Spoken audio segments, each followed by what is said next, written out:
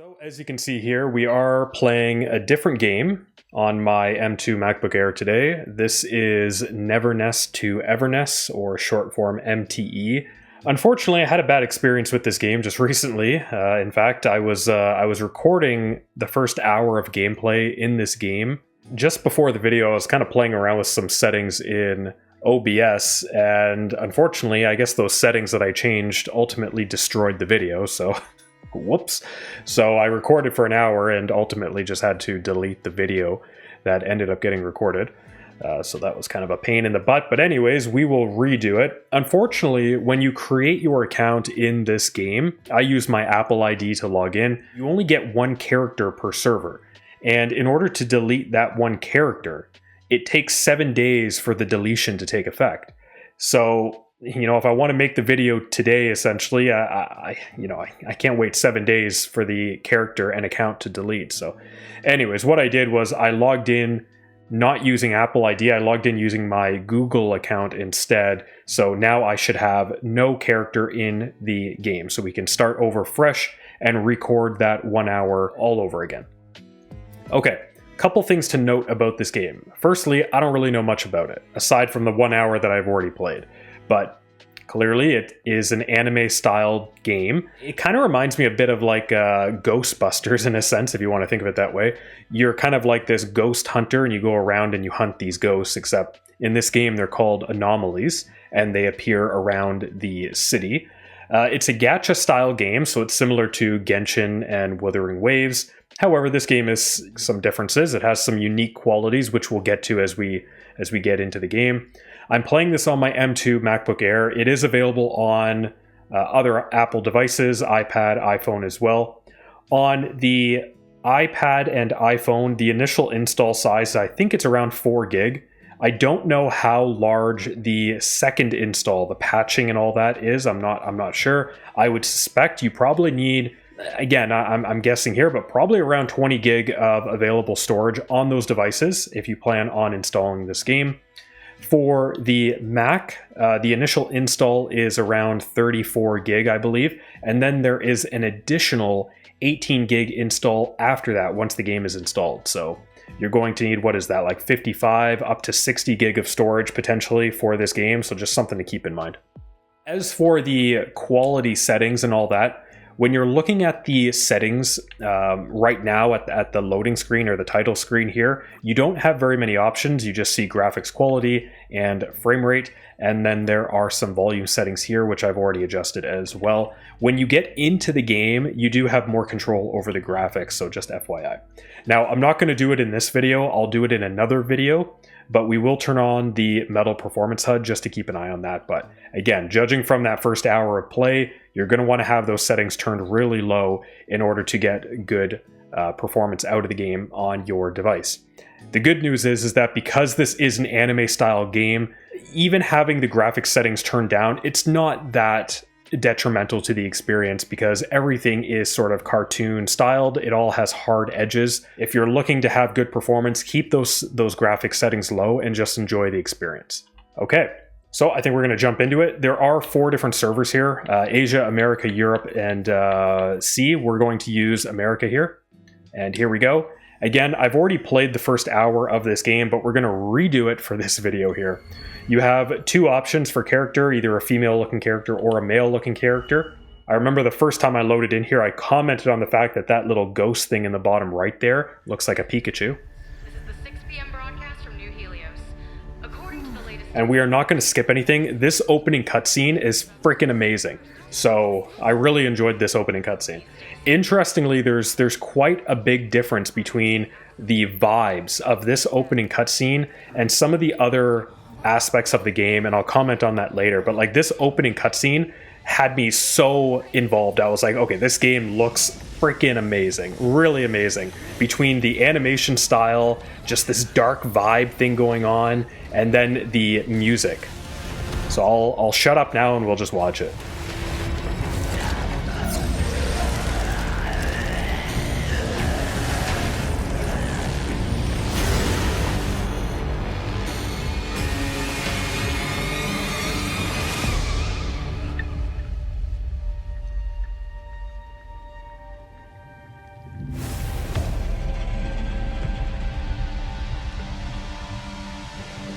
This is JTF Team 13. Search and rescue in sector NH-19 is complete. Anomaly activity in the area is intensifying. We're trying to evac the recovered survivors ASAP. Copy that. Second lockdown is about to commence. Evacuate immediately via the updated safe route. Current safe route is Greatness Street. Hello? Hello? Signal's breaking. What's that sound? I can't hear it. That sound! Damn it, stop him! Don't let him take up the black box mask! It wants me. It wants me to see clearly!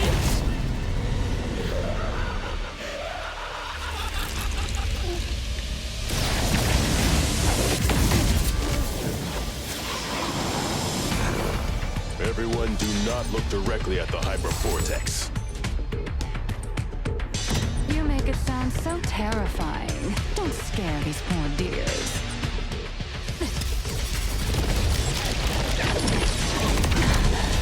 Look at it. Isn't it gorgeous?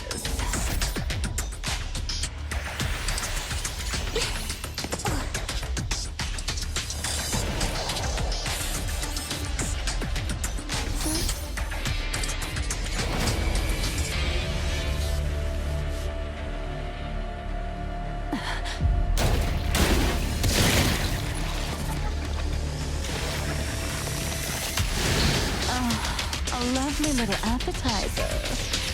Lacrimosa, protect the others.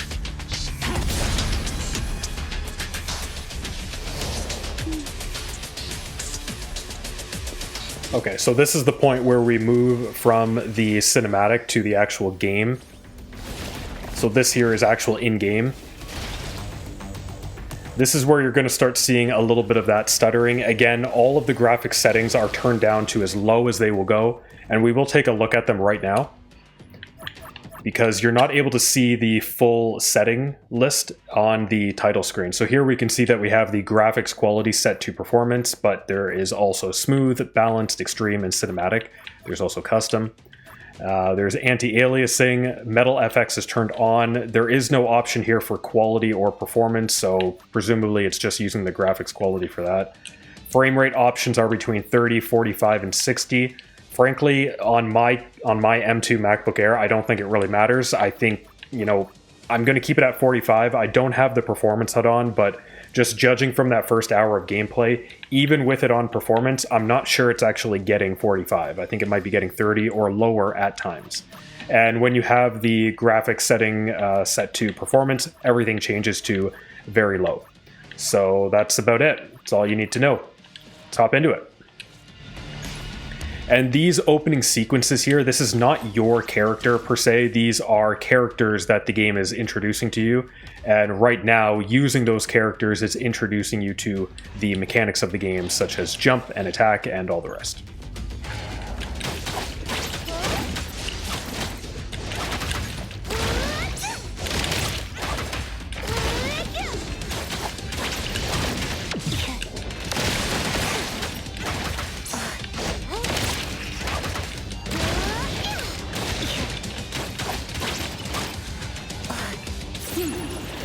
Stay there.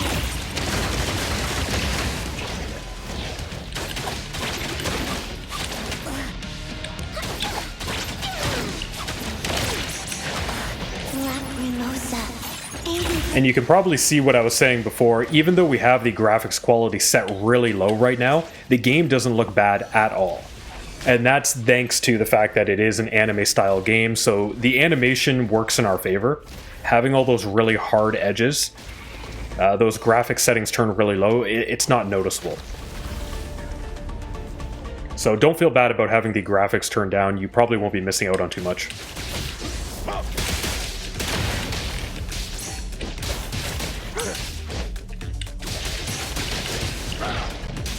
I guess I should also mention, it goes without saying that I am playing this with a controller as well, my Xbox controller. Stay out of trouble. In the first hour of play, the controller is supported, it seems, with pretty much everything in the game. There is one part of the game where you do have to reach for your mouse and keyboard. I hate it when games do that. Like, if you're going to support controllers, it has to support controllers end to end. There should never be an aspect of the game where you actually have to put the controller down and reach for a mouse and keyboard. I know a lot of people who have a Mac, maybe it's like a Mac Mini, for example, where they plug their Mac Mini into a TV. They basically use it like a console, right? So they don't want to get up off the couch in order to have to reach for the mouse and keyboard.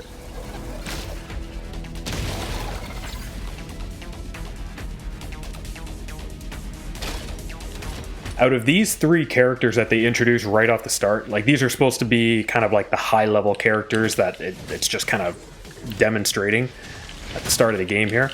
The little girl at the beginning, I really liked her abilities. When I was playing this the first time around, I commented on the fact that this girl here is using like a cross as her weapon, which is rather interesting. Oh, God, you.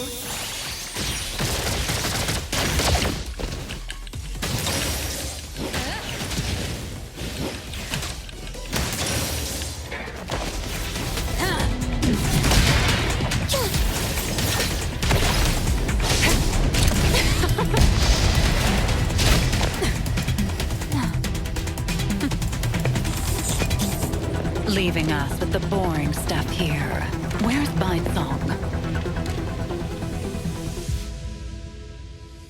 Over 3 hours since Hypervortex emerged, the Wertheimer Index in central New Helios is rising. Natural nullification is in effect. Continue the search for the Nexus. Do not act rashly.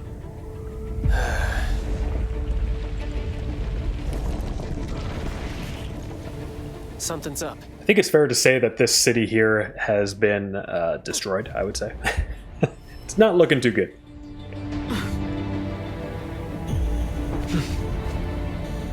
Someone from the Circle. What are you doing here? What am I doing here? So this character here is the character that we are playing as. It's right there.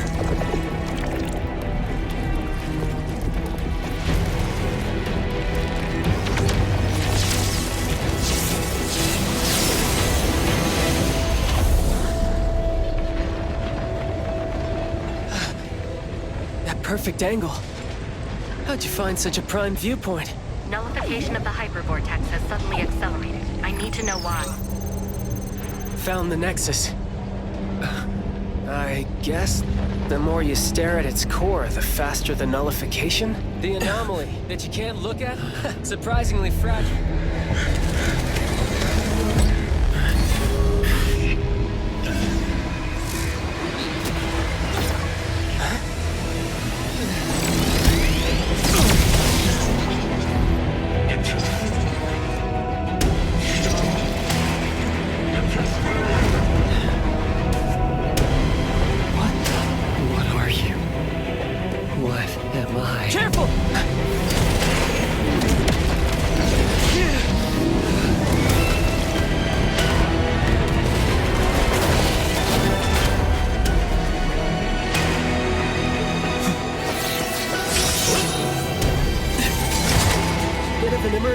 Another unknown anomaly just appeared in New Helios. Yikes, this one's a problem. The time has come. Stop interfering.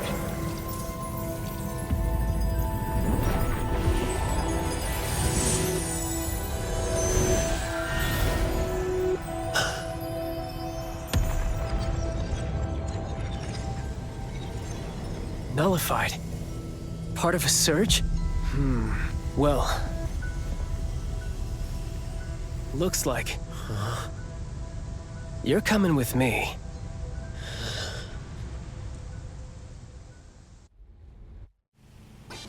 Yo, yo, yo, this is the Rap King of Okay, so there's a couple interesting elements in this game that really make it stand out, especially compared to things like Genshin and Wuthering Waves. Aside from the fact that we appear to be in sort of like a modern city here, but this right here, this sort of like comic style is very unique. Same with this. These sort of animations they're putting on the screen, very unique. A lot of these games, they're anime style, but they don't usually include this type of... I'm not even sure how to describe it. It makes me think of a comic book, essentially. And it's a real juxtaposition compared to that opening cinematic. Because the opening cinematic, it was very dark and gloomy, and it gave off a very different vibe. But then here, with these sort of comic strips and these weird sort of animations and stuff they put on the screen, it's very different than the feeling of that opening cinematic. It's very strange. Mixed trajectory quantum drift. Can't let those uptight folks look down on you.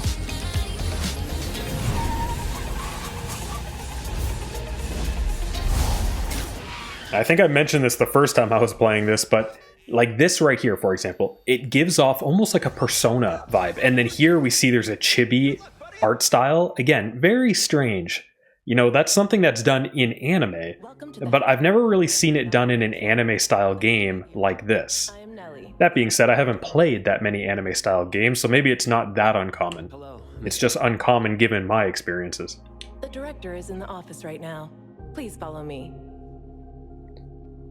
And this is basically Harry Potter here. They want us to enter into a phone booth. This is the reception hall. It usually handles scheduled low-threat anomaly cases. Are these numbers related to anomaly fluctuations in the city? Yes.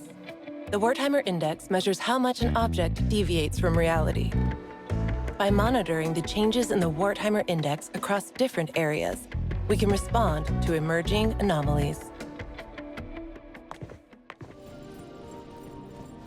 I mentioned this the first time around when I was recording this, but this room right here, in fact, there's a lot of aspects of this game that do this for me, but just looking at this room gives off this Control vibe. And in fact, there's a lot of aspects of this game that make me think of the game Control.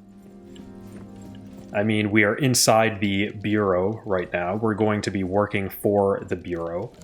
They're investigating sort of these spiritual, or maybe not spiritual, but supernatural anomalies. Again, very similar to the inspiration behind Control. This entire facility here looks like the Bureau in Control. So I would not be surprised if the developers did take a little bit of inspiration from that game. Lavender! Oh, I mean, Miss Nellie. And this is the other character I was talking about. Sam, I'll retake it tomorrow. Sort of the comic relief character, if you want to think of it that way. Seeing you so spirited, Mint, puts my mind at ease.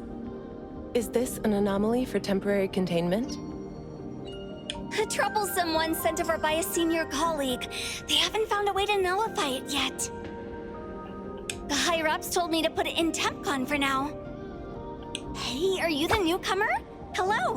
Welcome to our team at the Bureau of Anomaly Control. Hey, wanna join CSU? Stick with me in Unit 2. You'll be in good hands. Mint, this is the director's guest. Just kidding. If you're with the director... Very unusual styling. Same with her eyes right now. Very unusual choice for a game like this, at least given my experience. The game started off with that cinematic and it was so serious and so dark, and now the vibe is very different, especially with this character right here, this female character, with Mint. Again, perfect example here. Ran into Captain Bunsong, Lieutenant Sia, and Claudia Senpai from ETD. Could never get my eyes away from them. Looks like they're heading out on a mission. Is it an anomaly somewhere? Mint, what's the second article of the Confidentiality? It's, not to inquire about information unrelated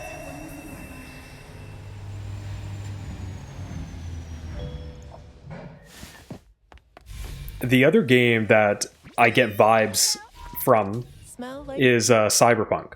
The game world at times has this sort of cyberpunk vibe. Like when you're in the Bureau here, 100% reminds me of Control. And when we're actually in combat, fighting against the anomalies, again, very, very similar to Control.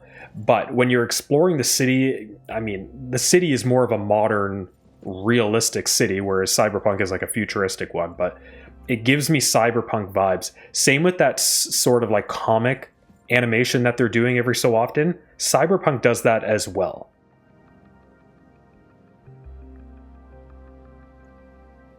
Let's skip the boring pleasantries and get straight to the point. I love this girl's hair. Those purple accents, like that. 7 weeks And her ago, eyes, new amazing. heroes experienced- Jealous of the eyes. Both this girl and the girl that's standing beside my character right now have purple eyes. Really wish my character had purple eyes. Blue's okay, but I would rather have By purple. the Wertheimer Index. The hypervortex was nullified, and Code Zero disappeared as well. Oh, the other interesting thing about this game is that right now we are learning that my character, this character here, has no memory of who they are, where they came from, what they're doing. This here is very similar to the beginnings of Wuthering Waves. During your observation on Groth Island, did you recall anything about the Code Zero or your past? I still have no memory of anything before. After the hypervortex incident, the Code Zero, you, having faced it at the scene, should understand its difficulty better than anyone else. Due to your unique connection and keen perception of anomaly nexuses, we hope we could join efforts in containing Code Zero. This contract is both a shackle and an opportunity for you. Okay, so this is the moment here where you are not able to actually use your controller. Pursuing Code They want you to enter your name on the contract, which is basically you entering your name for your character here. Finding. Now, it wants you to sign your name. And it's funny because it says press X to sign your name, but pressing X on the controller doesn't actually do anything. And you can't press A until you've actually entered a name. So the only thing you can do is to move your mouse, click there, and then type in a name. So that's rather frustrating. I'm just going to use my name, by the way. Again, if you're going to add controller support, you need to add it end to end. Zero is undetectable by the Wertheimer Index. It should bring up a keyboard at the bottom and allow you to just move the keys around. Space anomaly. Initiate crisis response protocol. Containment units. ID the unit for containment breach.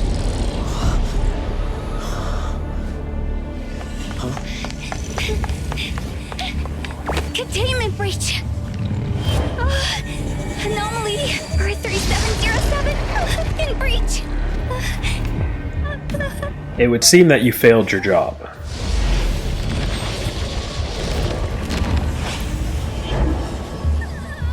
I knew it. Recontain it as soon as possible. Sorry, Director. I'm on it. Though it's a low-threat anomaly, underestimating it will still lead to consequences. Bit of a hard ass, that director there. Okay, here we go.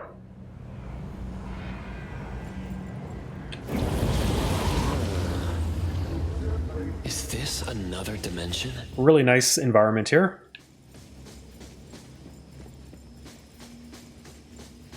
So controls in this game are relatively simple. A for jump, there is a double jump. RB for dodging. X for basic attack. Right trigger to do sort of like a super attack. And then Y is your ultimate, or I don't know how you want to call it. Again, we are playing this on an M2 MacBook Air. All of the graphics settings are as low as they can be set, and we're still seeing that stuttering. Hence why I say if you are playing this on something, probably an M1, M2, M3, and I'm talking about like the base variants of those, you are going to want to have those graphics settings turned down quite low for the best performance. Coco, you have amazing intuition. If I had even half of that, I wouldn't always be at the bottom in exam. Oh, I could even become an anomaly hunter, earning maybe 3 times. Again, this sort of comic book style, comic strip style, very unusual. And it really changes the vibe of the game. Now, whether you think that's a good thing or a bad thing is entirely up to you.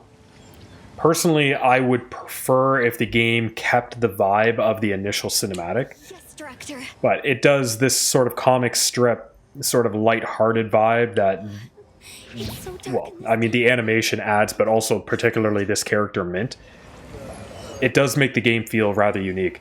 So as we enter into this area here, when I first played this, I was thinking, holy, this feels so much like Control, like this right here.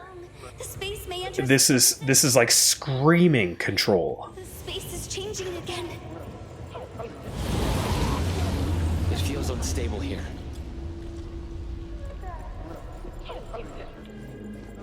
Again, we're going to enter this Control vibe here. However, the artwork is quite a bit different. These are getting tougher, but still no match for us. But these sort of like changing environments with this sort of supernatural vibe, very Control feeling. If you still can't nullify the anomaly after locking onto the Nexus, try to contain it.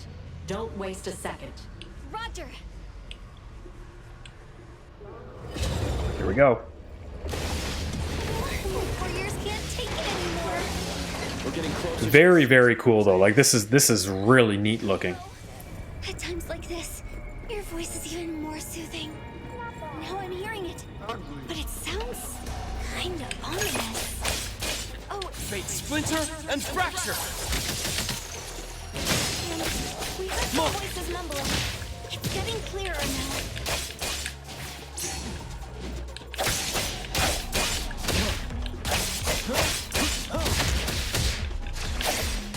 Here it is!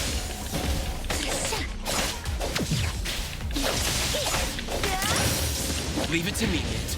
And this must be it. Imagine if I nullify an anomaly even the seniors couldn't. Wouldn't I be more impressive than them? I won't be called a goofball anymore, right? Yes. I'll assist you fully. Thanks in advance. You're as warm as a cup of hot cocoa on a winter day.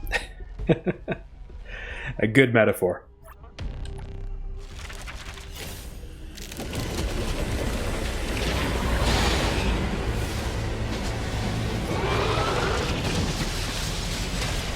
Okay, we're fighting a level 9 picture frame. Whoa. This! Leave it to me, Mint.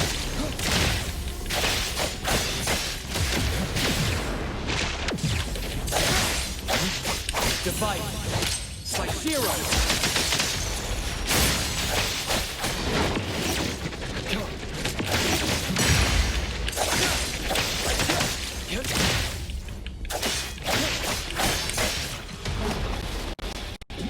Yeah, see that stuttering there.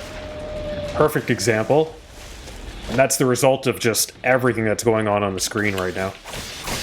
Here it is! Leave it to me, Mint.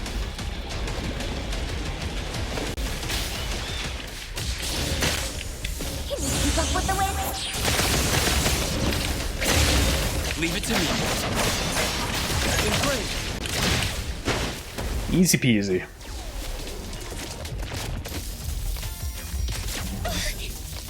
Again, this comic strip style, very unusual. Every time I see it, it's just like even the combat sequences that we just had, it was very serious. The audio was very serious. You know, it was this sort of like, you know, we could die. But then seeing this comic strip style animation here, it's just, it gives off such a different vibe. It's like Looney Tunes. 3, 2, 1. Here it comes!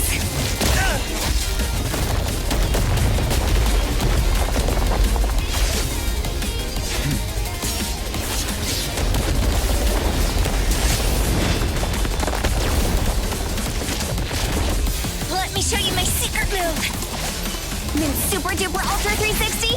Whirlwind Slash!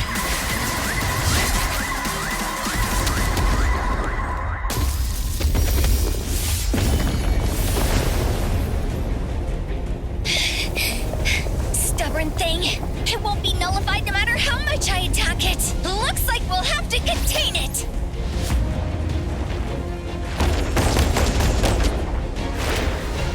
But now that I look at it, it's actually quite beautiful.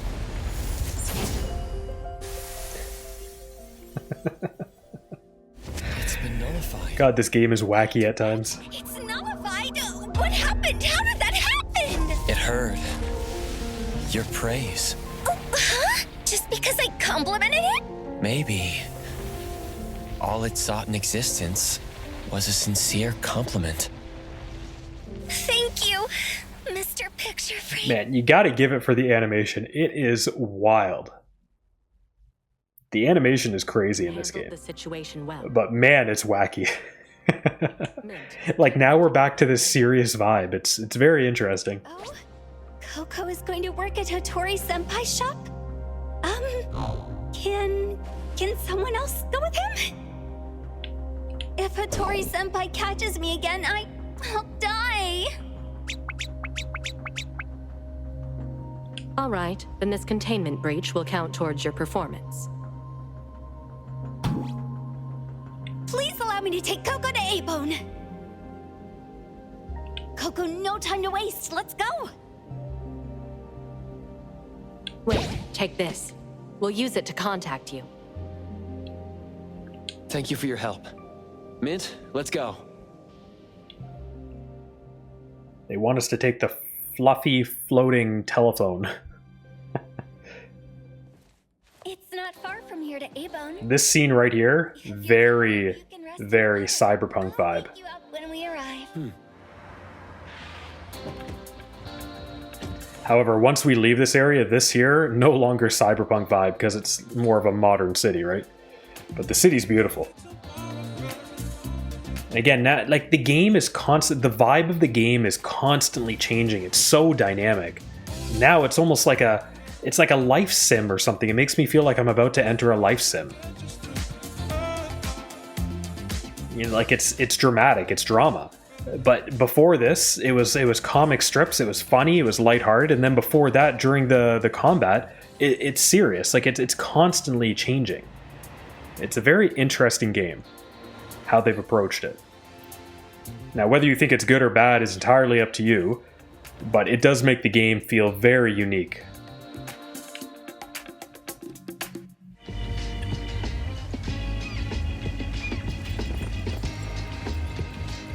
This is Bridge Crossings, the old town area, with many famous old shops.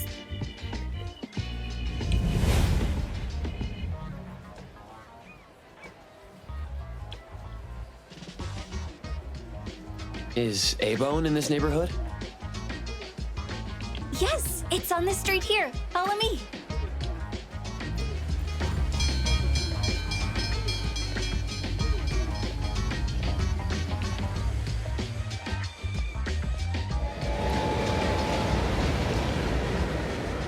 Episode 1, Good Business, Better Treasure. This is my favorite scent when I'm out on duty. Coco, take a sniff too. The wood, the cherry blossoms and moss, the salty and bitter stone road, the warm crowd, and of course, the delicious smell of food in the sea breeze. This is the scent of Bridge Crossings. There are lots of great places to eat in this area. Kuka Candy at Hunkaku Square, Nekomara Ramen in Baihui Alley. Oh yeah, don't forget the Budoria. They're over here, past the plaza.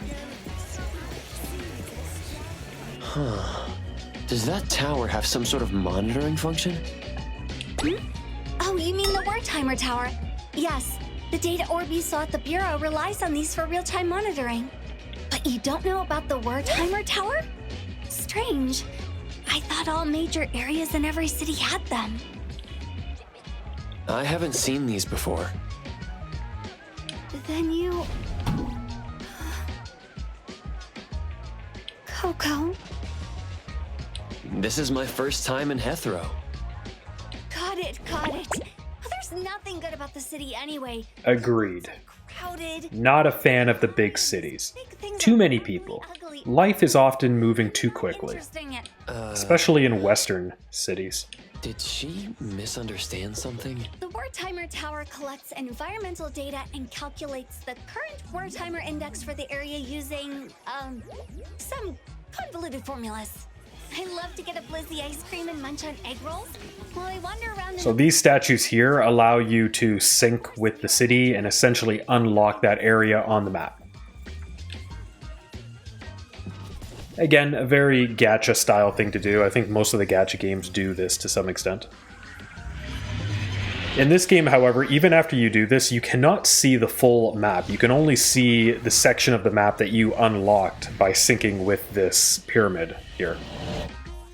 So I can't actually see how large the game world is. So these things here are anomaly commissions. You can basically take them on. They're kind of like side quests, if you will, or bounties. So we will activate the first one, for example. It says it's class 2, anomaly type is phenomenon. Anomaly nexus, enable the skyfish banner to complete the trial of leaping over the dragon gate. Accepting that. And on the map, we can see where we need to go. And this is the area of the map that we've unlocked. So this down here, area M10, I think is where we were previously, and this is where we currently are now. Hard to tell how large the actual game world is because we cannot see it until it is unlocked.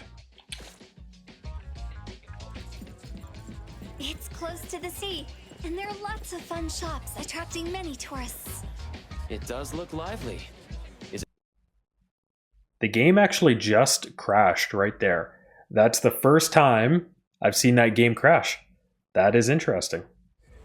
Okay, we're loaded back in here. So I've been playing this, 1 hour now and an hour and a half probably earlier. So we've been playing this game for about 2.5 hours in total. And in those 2.5 hours is the first time I've seen the game crash. So I suspect that is, using the words from this game, it's an anomaly. So I wouldn't suspect that that's normal. But that was a bit funny because I was just about to sign off here and say that we are calling it for this video, and it crashed right in the middle of that. So that's a bit interesting. Look at that character in the background lagging. Actually, the whole game is stuttering right now. Low frame rate detected, lowering graphics settings. Very interesting. So I'm not even doing anything right now, but because of the depth of the world behind us and the amount of elements on the screen that are moving around and being animated right now, it's actually causing the game to lag pretty severe. Now, interestingly, we do have the settings as low as they will go, so there's nothing more we can do here. And I'll say it again, if you're playing this game on an M1, M2, or M3 base model of anything you're playing it on, you're going to want to have those graphic settings turned down very low, especially as you are roaming around the city, as we can see here. So, FYI. Now, I am actually quite enjoying this game. A lot, actually. I'm enjoying it more than I enjoyed Genshin and Wuthering Waves. I really enjoy the world. I enjoy the combat. The game does feel a bit more simple compared to those other games, especially in the menu systems. It seems a bit more easy to understand, and I really enjoy the story. The only thing in this game that sort of throws me for a loop is the whole comic strip style every so often. It really makes the game feel very different at times. So, 1 second it's very serious, the world is kind of exploding, there are these anomalies, and then the next minute everyone is just having a good time and enjoying life, and there's comic animations and all this stuff going on. It's a very weird juxtaposition between these two elements, but it makes the game feel very unique. In the next video, I am going to turn on the Metal Performance HUD just to monitor the frame rate, and we can maybe play with the settings a bit just to see how it affects it. But pretty obvious in this video, we have the graphic settings, everything turned down to as low as they will go, and it's still struggling at times. So, okay, that's it for this video. I'll see you in the next one. See you later.